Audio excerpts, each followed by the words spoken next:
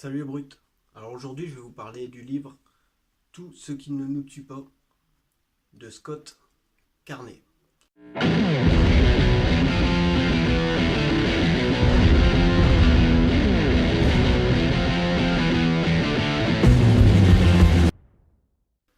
Alors c'est un journaliste qui a rencontré Wim Hof et qui a pu tester sa méthode.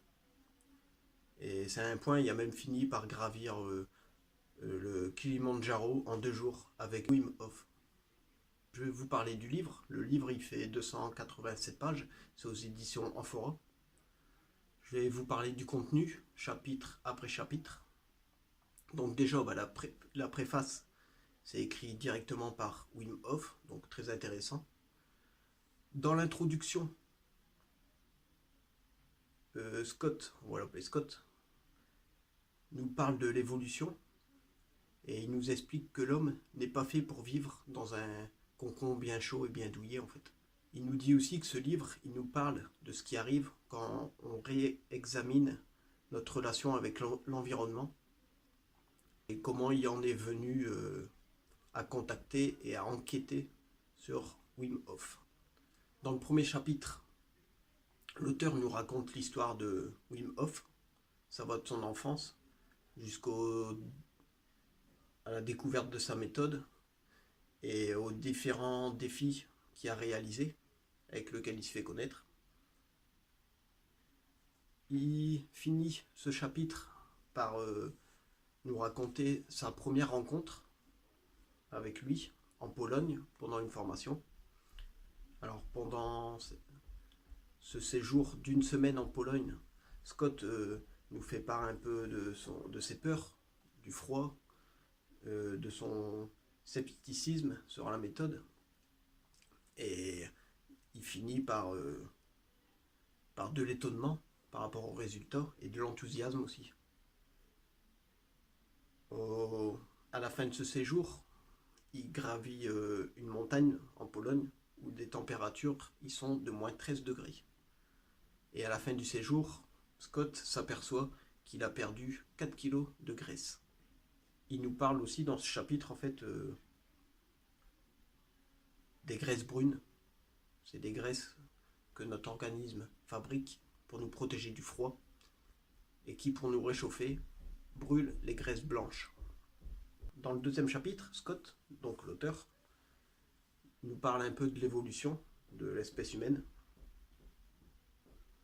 Et il va même questionner des spécialistes à ce sujet, dont Mark Kissel, un paléontologue. Donc dans cette partie, il nous cite beaucoup d'études sur l'évolution. Dans le troisième chapitre, l'auteur nous explique avoir été passé des tests dans un centre médical pour sportifs dans le Colorado.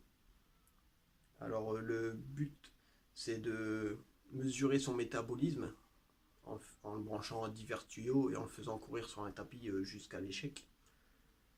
Et ces mesures, en fait, ils vont servir de base pour les comparer dans 6 mois à d'autres mesures qu'il fera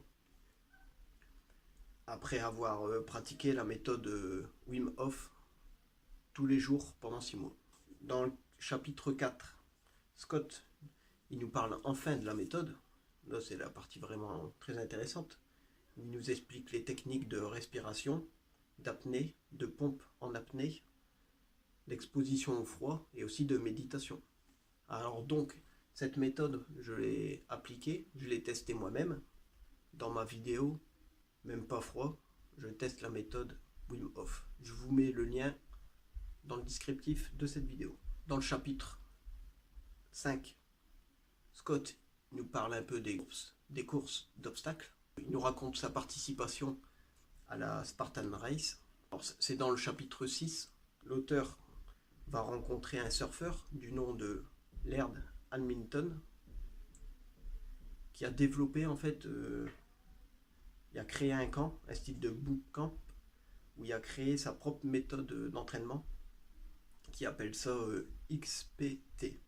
Donc c'est Extreme Pool Training. Il y a beaucoup de célébrités qui viennent s'entraîner chez lui dans sa piscine en fait. Et en fait, plus ou moins l'exercice il consiste à aller avec des poids au fond de l'eau et remonter en fait.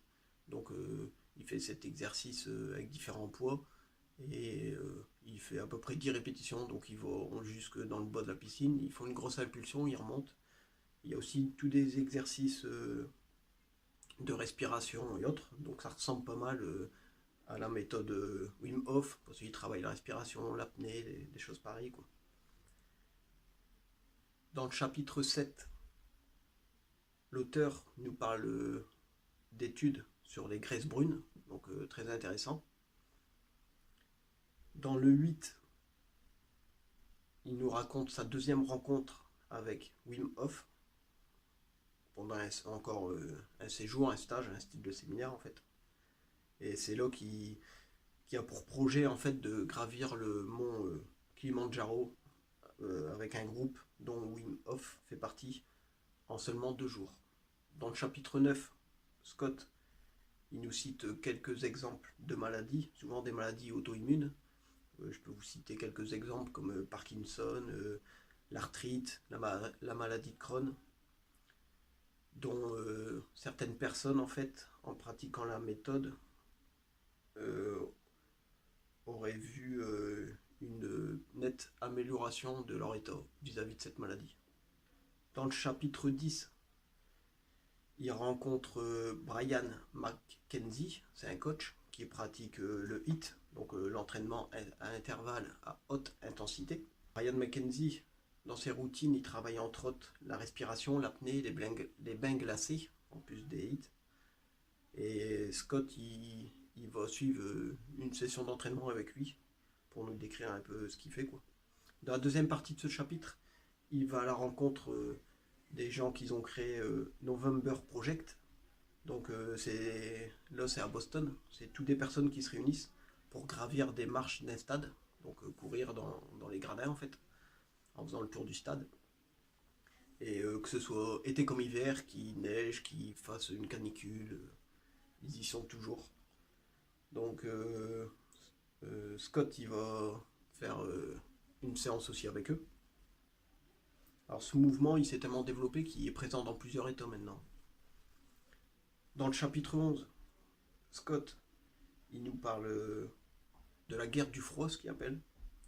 En fait, il va nous citer même des faits historiques, comme la défaite de Napoléon avec son armée en Russie.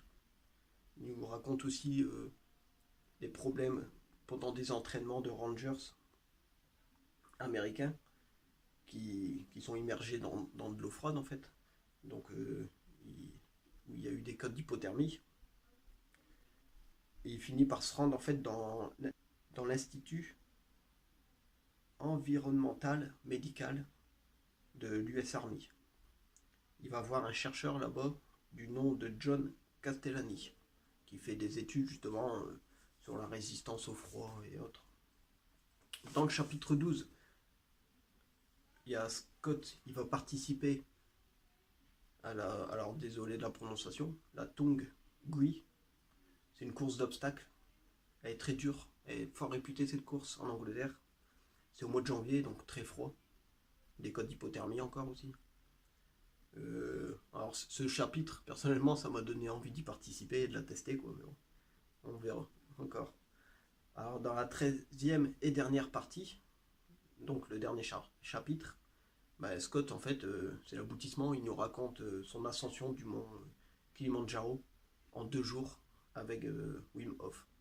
Donc moi, personnellement, bah, j'ai adoré ce livre. Ça m'a permis de me lancer et de pratiquer la méthode. Je compte continuer là-dedans pour développer encore plus la question des graisses brunes qui pourraient nous permettre de perdre de la graisse corporelle quand on s'expose au froid. C'est très intéressant. Au niveau du froid, c'est bon aussi au niveau de la récupération et tout, quoi. Donc moi personnellement, je prends des douches froides. Enfin, c'est que la fin de mes douches que je prends des douches froides. Mais ça, pareil, je vous invite plutôt à regarder ma vidéo où je teste la méthode. Je vais continuer à exploiter cette méthode et à me lancer éventuellement des nouveaux défis d'acclimatation au froid. Alors je tiens à vous préciser que ce livre aux éditions Amphora, moi j'avais contacté Amphora en leur faisant part du fait que je voulais faire une vidéo sur ce livre. en leur demandant si éventuellement ils pouvaient me l'envoyer gratuitement pour que je leur fasse de la pub si le livre me plaisait, quoi. Mais j'ai même pas eu de réponse, donc comme pour tous les autres livres, j'ai dû l'acheter, à l'inverse d'autres youtubeurs. Mais bon, donc j'espère qu'il y a des éditeurs qui verront cette vidéo et qui dans le futur m'enverront leurs livres pour que je puisse en faire une vidéo. Donc j'espère que cette vidéo vous a plu. Je vous invite à regarder mon autre vidéo où je teste la méthode. Et je vous dis à bientôt les brutes.